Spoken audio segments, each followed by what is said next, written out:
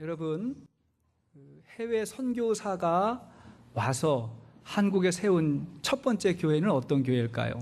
자, 선교사가 세운 최초의 교회 어디냐면 1887년에 한 130여 년 전입니다. 1887년에 나란히 세워진 장로교회 세문안교회 그리고 감리교회 정동교회를 선교사가 세운 최초의 교회라고 이렇게 알고 있습니다. 근데 사실을 보면 그 아펜잘러 선교사님이 서울에 가서 정동교회를 세우기 이전에 인천에서 잠시 동안 머물면서 예배를 드리거든요. 근데 그 예배 초소가 나중에 교회가 됐어요. 그것이 제가 과거에 잠깐 사역했던 인천 내리감리교회, 내리교회입니다. 그 교회가 더 먼저죠. 근데 보니까 그 이전에 1884년에 선교사의 도움 없이 한국인 스스로가 세운 교회가 있습니다. 황해도 솔레에 세워진 소래교회라는 곳이에요. 소래교회입니다. 그 교회는 영국에서 중국 만주로 파송된 존 로스와 맥킨타이어 선교사의 영향을 받았습니다. 자, 이 두 선교사가 중국 만주에 들어와서 선교하면서 거기 와 보니까 한국이라는 나라를 알게 됐어요. 그래서 한국 선교에 적극적인 관심을 갖게 됩니다. 이때 그 지역에는 한국어와 중국어에 능한 한국의 젊은이들, 그 당시에 좀 깨어있는 사람들이 와서 두 나라를 상대로 무역을 하고 있었어요. 중국과 한국 간에 물건을 사고 팔고 있었습니다. 두 선교사가 그곳에 와서 이들을 만난 거예요. 한국 사람들을 만나게 되었습니다. 여기서 이응찬이라고 하는 사람의 도움으로 1878년에 요한복음과 마가복음을 번역합니다. 비슷한 시기에 서상륜이라고 하는 사람도 무역업을 하는 사람인데 자기 동생 서경조와 함께 인삼팔로 만주에 왔다가 그만 병에 걸렸어요. 열병에 걸렸습니다. 이때 맥킨타이어 선교사님의 도움으로 치료를 받고 만주에서 세례를 받게 됩니다. 자, 이 사람의 도움으로 또 누가복음이 번역되었습니다. 이 역사적인 사건을 존 로스 선교사가 영국의 선교본부에 선교 보고를 하면서 다음과 같이 알렸대요. 맥킨타이어는 네 사람의 조선인에게 세례를 베풀었다.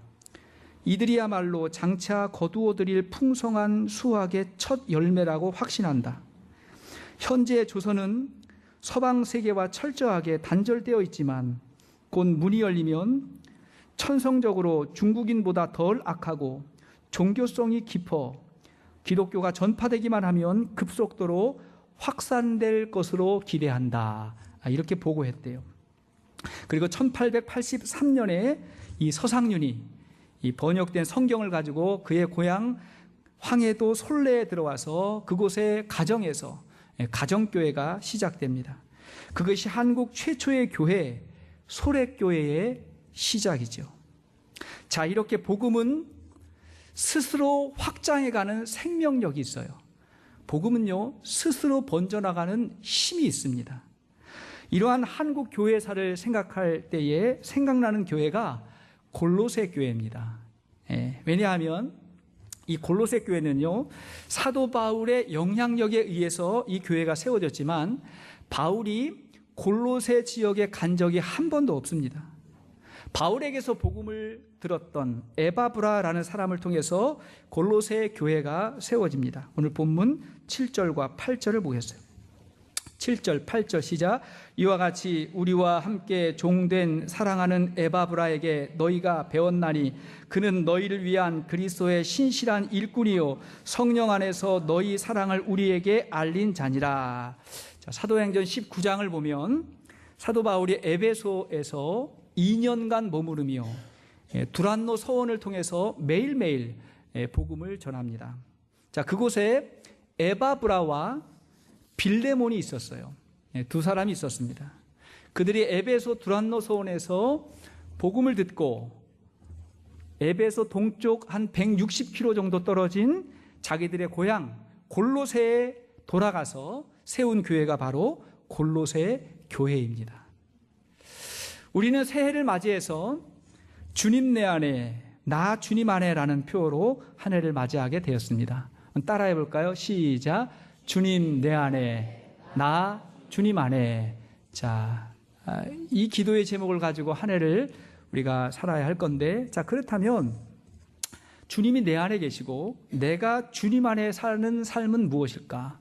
주 안에 있는 삶은 무엇일까를 생각하면서 저는 골로새서의 말씀을 오늘부터 전하려고 합니다. 자, 우리가 일전에 보았던 에베소서와 골로새서의 저자는 누구죠?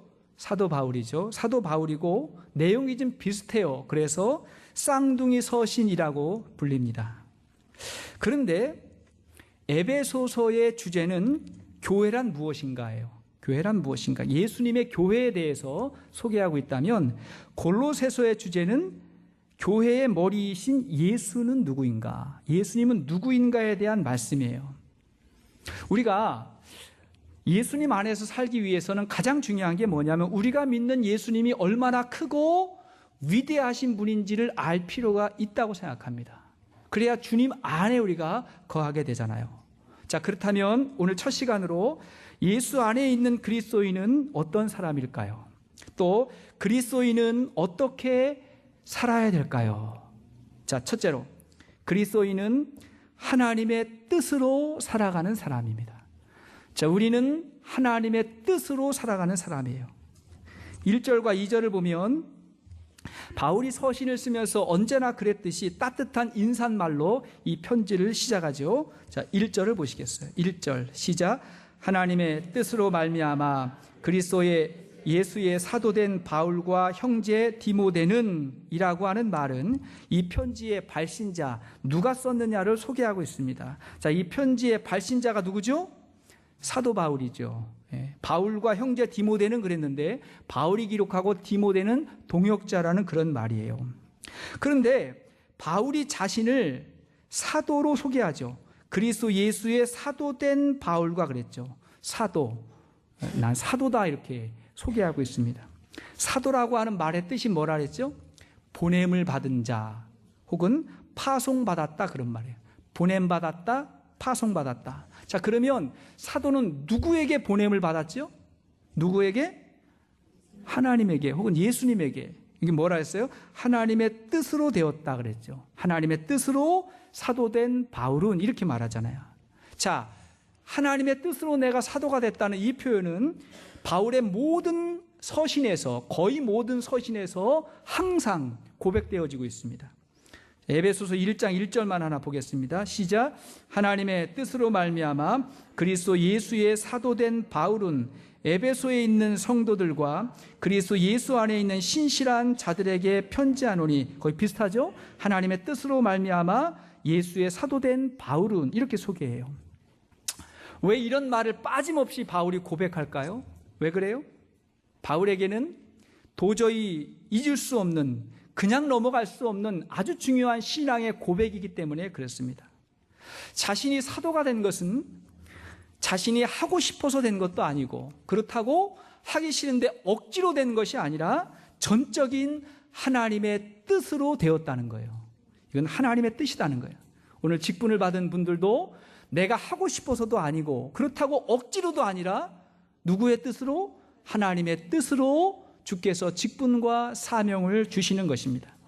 우리는 이것이 우리 믿음의 근본이라고 하는 것을 알아야 됩니다. 사랑하는 여러분, 여러분들이 이 자리에 있는 거, 그리고 예수 믿고 구원받은 거 하나님의 뜻입니까? 그러니까 하나님의 뜻이에요? 여기 아멘 할 수 있어야 돼요. 내가 먼저 하나님을 찾은 것이 아니라 하나님께서 나를 먼저 찾아오셨습니다.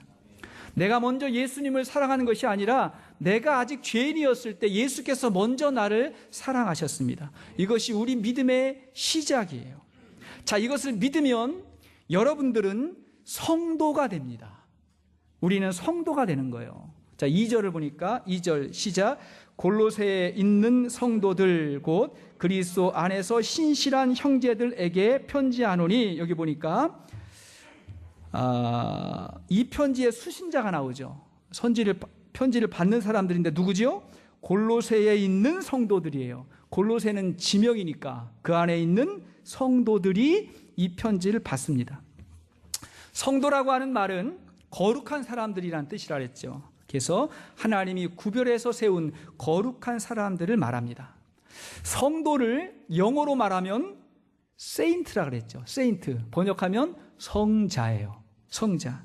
자, 그러면 여러분들은 성도입니까? 아니면 성자입니까? 목사님, 제가 성도 있는 건 맞는데요. 성도님 하니까 성도는 맞는데 성자까지는 아닌 것 같은데요. 이렇게 생각하는 분들이 있다면 아니에요. 모든 성도는 성자예요. 같은 거예요. 구별된 자예요. 구별된 자. 자, 그 성자는 어떻게 살죠? 2절 말씀 계속 보니까 그리스도 안에서 신실한 형제들에게 편지하노니. 자, 성자는 신실한 형제가 돼야 되거든요. 그러니까 신실한 사람들, 믿을 만한 사람들이라는 거예요. 신뢰할 만한 사람들. 우리 모두는 하나님 앞에서 믿을 만한, 신뢰할 만한 사람이 되어야 됩니다. 성도가 하나님 편에서의 기준이라면 성자는 우리 사람들이 평가하는 기준이에요. 저 예수 믿는 집사님, 장로님, 갈릴리교회 성도님들 믿을 만해, 신실해. 자, 이런 평가를 우리 주위에서 서로 받을 수 있기를 바랍니다. 일찍이 말씀드렸듯이 초대교회 교부였던 터툴리안의 글을 보면 당시 그리스도인들이 불신자들을 전도하면서 이렇게 이야기했대요. 당신들은 그리스도인들처럼 사랑하는 사람을 본 일이 있습니까? 이렇게 전도했대요. 예수 믿는 사람처럼 사랑하는 믿을 만한 사람을 본 일이 있습니까? 하고 물으면 대체로 그 당시의 사람들이 인정했대요. 그리스도인들은 다르지, 믿을 만하지, 사랑하지. 이것이 사람들이 인정하는 신실함이었어요. 저는 저와 여러분들의 삶 가운데 이러한 고백, 이러한 평가가 있게 되기를 축복합니다. 자, 이러한 하나님의 뜻 안에서 살아가는 신실한 사람들에게 하나님의 은혜와 평강이 넘쳐요. 2절 하반절 보니까 뭐라 그래요? 우리 아버지 하나님으로부터 은혜와 평강이 너희에게 있을지어다. 자, 은혜와 평강이 있을지어다. 정녕 우리에게 가장 필요한 것이 은혜와 평강 아닌가요? 이거 가장 필요하죠. 우리는 은혜 받은 사람이죠. 하나님의 사랑, 자격 없는 우리에게 베풀어 주신 하나님의 은혜와 사랑을 우리가 받았습니다. 그 은혜 받은 사람의 마음에 뭐가 임해요? 평강이 임하는 거예요. 평강. 그러면 세상이 별로 안 부럽습니다. 은혜와 평강 안에 사는 사람은 세상이 별로 안 부러워요. 여러분, 인생 부러워지면 지는 겁니다. 남 부러워지면 지는 거잖아요. 안 부러우면 내가 이기는 거잖아요.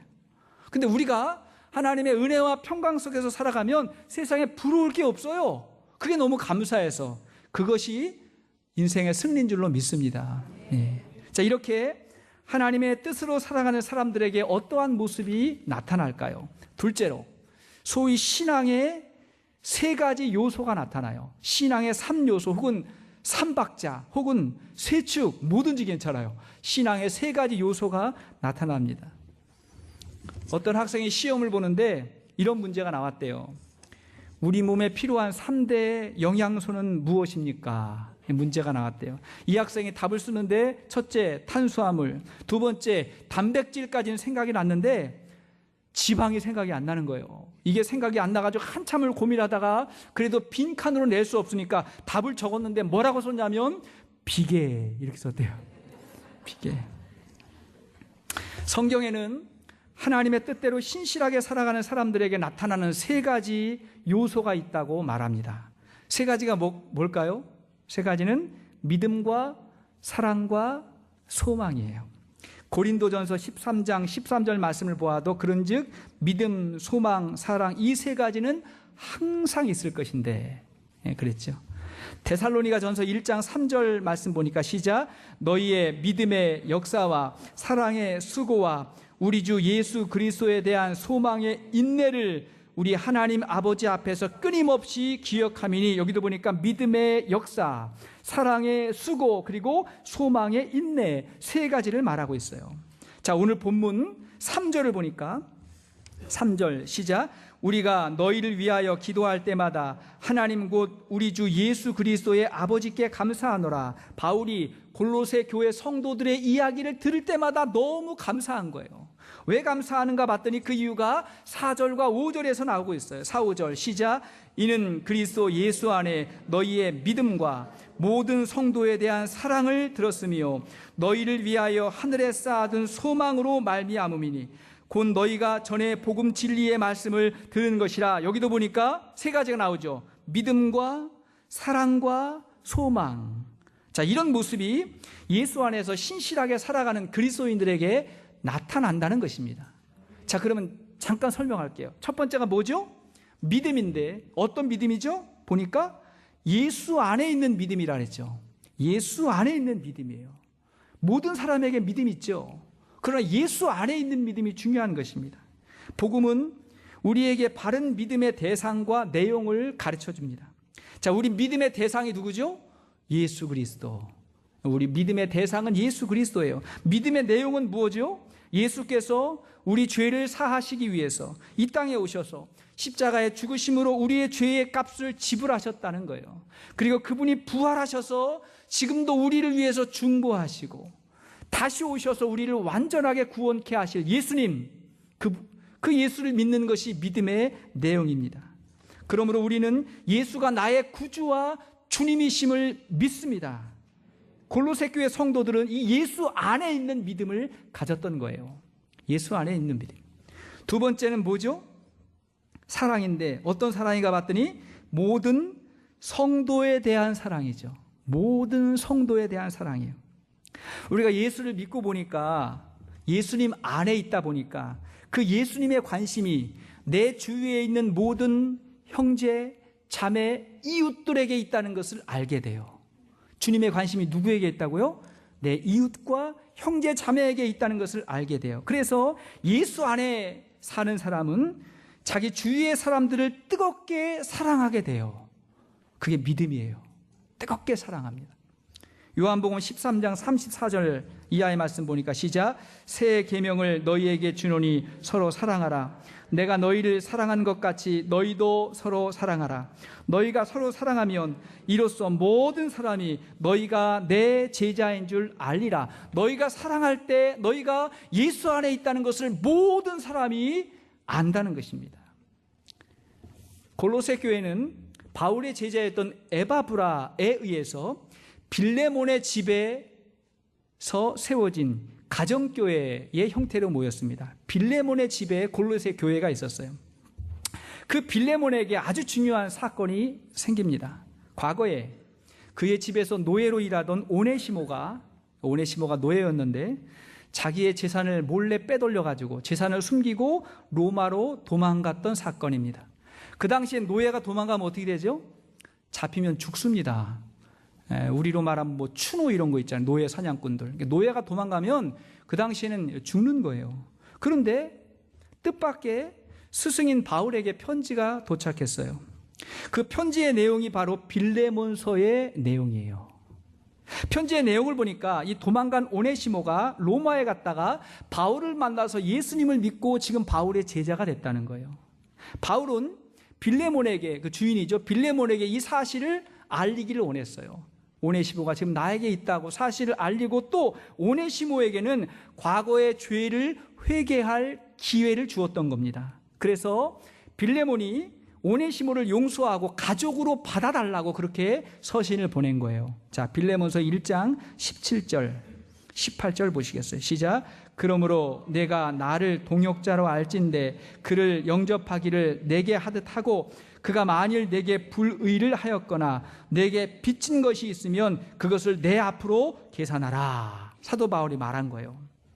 용서해라. 형제로 받아줘라. 만약에 빚진 것이 있으면 누구 앞으로 다르래요? 내 앞으로 다르래요. 내 앞으로 다르래요. 바울이 그렇게 이야기했습니다. 당시에 이건 엄청난 사건이었죠. 정말 엄청난, 교회 아니고는 있을 수 없는 엄청난 사건이에요. 골로새 교회 안에서 이런 일이 있었던 겁니다. 여기서 예수를 믿는 교회가 어떤 모습이어야 하는지를 우리는 알게 되죠. 자, 어떤 모습이요? 용서하기 어려운 사람을 용서하고 용납하기 힘든 상황을 받아들이며 예수 안에 있는 삶을 살아내는 거예요. 우리의 본성은 그거 쉽지 않아요. 어려워요. 그러나 내가 예수 안에 있기 때문에 그런 삶을 살리라 하고 삶을 살아내는 거예요. 우리는 목장에서 이런 연습을 하는 겁니다. 섬기고 사랑하면서 이런 연습을 하면서 내가 예수 안에 있다고 하는 것을 드러내면서 믿음으로 살아가는 것입니다. 자, 그렇다면 우리가 왜 그래야 될까요? 왜 그래야 되죠? 셋째는 소망 때문입니다. 우리에게 소망이 있기 때문에. 어떤 소망이에요?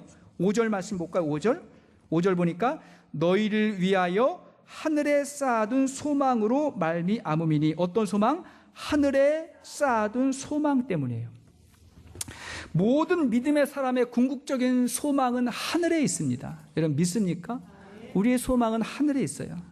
우리는 세상에서만 인정받고 이 땅에만 보물을 쌓는 사람이 아니라 영원한 하나님 나라를 마음에 품고 하늘에 보물을 쌓는 사람들이죠. 그래서 예수 안에서 서로 사랑하는 거예요. 그게 뭐예요? 하늘에 보물을 쌓는 거예요. 예수 안에서 서로 사랑하고 그래서 섬기는 것이고 그래서 복음을 증거하는 거예요. 왜? 하늘에 소망이 있기 때문에 그렇습니다. 여기에 하늘에 쌓아둔 소망이라고 하는 곳의 원문을 보면 하늘들에 쌓아둔 소망이라고 나와요. 하늘들에 쌓아둔 소망. 왜 복수일까요? 왜 단수가 아니고 복수일까요? 그 이유는 뭐냐면 천국이라고 하는 것이 우리가 죽어서만 가게 되는 그것뿐만이 아니라 우리가 이 땅에서 예수 그리스도 안에서 살아갈 때 다양하게 우리의 삶 가운데 찾아오는 하늘의 축복이 있기 때문에 그렇습니다. 이 은혜와 축복을 우리가 이 땅에서도 받고 하나님 나라에서도 받게 되는 거예요. 하늘들에 쌓아둔 소망이 우리에게 있는 것입니다. 오늘날 많은 사람들이 자기밖에 모르는 이기적인 삶을 사는 이유가 뭐겠어요? 세상에서 죄짓고 악하게 살아가는 이유가 뭐겠어요? 왜 그래요? 복음의 진리를 모르기 때문에 그렇습니다. 복음을 몰라요. 복음의 진리가 무엇이냐면 그리스도 안에 있는 믿음과 이웃에 대한 사랑과 천국에 대한 소망, 세 가지, 삼박자예요. 이 세 가지를 복음 진리라고 했어요. 5절 하반절 보니까 곧 너희가 전에 복음 진리의 말씀을 들은 것이라. 뭘 들었어요? 복음의 진리를 들었다는 거예요. 믿음과 사랑과 소망, 이 진리 안에서 살았기 때문에 그게 가능하다는 거예요. 자, 이렇게 복음의 진리 안에서 살다 보면 셋째로 그리스도인들은 복음의 열매를 맺게 됩니다. 복음의 열매를 맺어요. 6절 말씀을 보시겠습니다. 6절 시작. 이 복음이 이미 너희에게 이름에 너희가 듣고 참으로 하나님의 은혜를 깨달은 날부터 너희 중에서와 같이 또한 온 천하에서도 열매를 맺어 자라는도다. 여기 보니까 온 천하에서도 열매 맺어 자라는도다. 이 복음이 확산되는 과정과 결과를 말하고 있는 거죠. 골로새에 전해진 복음이 어디까지 간다고요? 지금 온 천하로 지금 전해지고 있다는 거예요. 여러분 보십시오. 사도 바울이 골로새에 간 적이 있다 그랬어요? 없다 그랬어요? 거기 간 적이 한 번도 없다 그랬는데 오늘 6절을 다시 보니까 이 복음이 이미 너희에게 이름에 너희가 들었다. 첫 번째는 너희가 들었다는 거예요. 자, 믿음은 어디서 난다고요? 들음에서 난다. 이 복음을 너희가 들었다. 자, 들었을 때에 그 복음이 그냥 튕겨져 나가는 사람이 있는 반면에 그 복음을 받아들이는 사람, 영접하는 사람이 있어요. 그래서 지금 뭐라 그러죠? 복음을 깨달았다 그러죠. 6절 계속 보니까 너희에게 이름에 너희가 듣고 참으로 하나님의 은혜를 깨달은 날부터, 그렇죠. 하나님의 은혜를 깨달은 날부터 이제 육의 사람에서 영의 사람이 된 거예요. 하나님의 신령한 것들을 깨닫게 됐어요. 자, 그렇게 되니까 그 다음에 어떻게 되죠? 너희 중에서와 같이, 너희는 골로새 교회요. 너희 중에서와 같이 또한 온 천하에서도 열매 맺어 자라는도다. 골로새 교회 성도들뿐만이 아니라 온 천하에 복음이 전해지게 되었다는 거예요. 여러분, 복음에는 하나님의 능력이 있습니다. 믿습니까? 복음의 능력이 있어요. 로마서 1장 16절 말씀 보니까 시작. 내가 복음을 부끄러워하지 아니하노니 이 복음은 모든 믿는 자에게 구원을 주시는 하나님의 능력이 됨이라. 먼저는 유대인에게요 그리고 헬라인에게로다. 이 복음은 나 한 사람만 변화시키고 구원받게 하는 것이 아니라 이 복음은 변화된 성도를 출발점으로 해서 온 세계로 뻗어나가는 하나님의 능력이 있다는 거예요. 그 일이 이루어지고 있잖아요. 그 일이 이루어졌습니다. 어떤 병사가 전쟁에 나가면서 코스모스 씨 한 움큼을 품고 주머니에 넣고 그렇게 전쟁에 나갔대요. 그런데 그 병사가 그만 거기서 죽었습니다. 전사했는데 나중에 그가 죽은 그 자리에서 코스모스가 피어서 가을바람에 향기를 날렸다는 이야기를 들은 적이 있어요. 그럴 수 있잖아요. 거기서 코스모스가 피었어요. 만일 그리스도인들이 하나님의 뜻을 인정하고 예수 그리스도 안에서 산다면 믿음과 사랑과 소망을 가지고, 그리고 내가 죽고 정말 나는 죽고 내 안에 하나님이 예수님이 살기를 원한다면 우리를 통해서 예수님의 향기가 전해지지 않을까요? 전해질 거예요. 그 향기가 닿는 곳마다 구원의 열매가 맺혀질 거예요. 우리가 할 수 있는 거는 향기를 내는 것까지. 잘하게 하시는 분은 누구예요? 하나님이 아시는 거예요. 하나님이 아세요. 말씀에 결론을 맺으면서 우리가 한 가지만 좀 적용하려고 합니다. 그럼 우리는 어떻게 살아야 될까? 자, 우리는 복음의 진리로, 복음의 진리, 믿음과 사랑과 소망, 복음의 진리로 예수의 향기를 나타내며 사는 거예요. 그러니까 복음 안에 있으면 예수님의 향기가 자연스럽게 나타나요. 향기로 사는 거예요. 우리가 잘 아는 그 박찬호 선수가요, 1994년 LA 다저스에 입단을 해가지고 한국인 최초의 메이저리거가 되잖아요. 제가 최근에 글을 읽다가 또 감춰준 이야기를 이렇게 읽게 됐는데, 그런데 처음에 최초로 한국에서 온 거 아닙니까? 그랬더니 차별이 얼마나 많았겠어요. 처음에는 인종차별과 편견이 엄청나게 많았대요. 힘들었답니다. 하루는 이런 일이 있었는데 스페인 선수가 씹던 껌을 박찬호 선수에게 뱉었대요. 껌을 씹다가 그냥 뱉어버렸대요. 당연히 화가 나겠죠. 화가 나가지고 라커룸에서 큰 싸움이 일어났는데 영어를 못하던 박찬호 선수는 화만 내고 뭐라고 말을 하기가 어려운 거예요. 그러니까 화만 내고 제대로 설명을 못해가지고 나중에 이 일로 인해서 감독에게 출장 정지까지 받았대요. 싸워가지고 이런 억울한 일을 당했대요. 그날 너무 서러워가지고 집에 돌아갈까? 내가 그냥 갈까? 여러 번 심각하게 생각하다가 집에 전화를 했답니다. 집에 있는 부모님에게 전화를 했더니 찬호냐? 너 잘 있지? 그러더래요.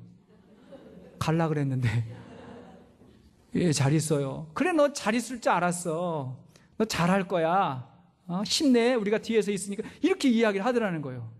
그래서 알겠어요 하고 전화를 끊고 갈 수도 없어요. 이 문제를 스스로 해결해야 되는데 생각하다 보니까 뭐 하나를 깨닫게 됐다는 거예요. 알게 됐는데 뭐냐면 순간에 자기 몸에서 냄새가 난다는 사실을 알게 됐대요. 자긴 몰랐는데 내 몸에서 냄새가 나고 있구나. 무슨 냄새죠?